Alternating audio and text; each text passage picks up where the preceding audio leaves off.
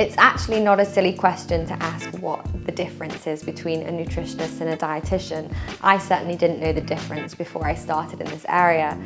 I think it's really simple to think of a nutritionist as someone who is qualified to treat a healthy individual, to prevent disease and to optimize health, whereas a dietitian treats these healthy people but is also highly trained in the dietary treatment and management of medical disease.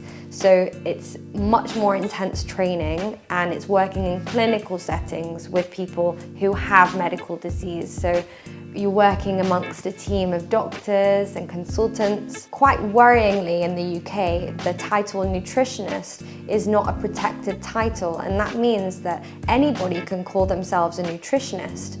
And that's dangerous because the consumer or the client or the patient really doesn't know who is the qualified individual and who is going to give them the best sound, evidence-based advice. So when you're looking for a nutritionist, make sure you're looking for a registered nutritionist who has been accredited by the Association of Nutrition in the UK.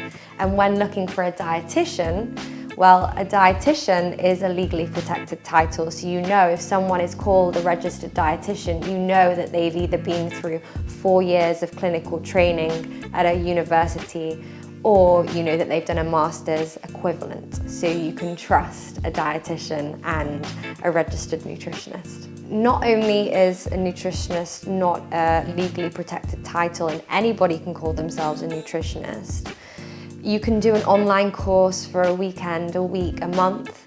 You could do a university course in nutrition. You could do a PhD in nutrition. All of these would make you a nutritionist. So it's really hard to filter out the qualified, trustworthy sources.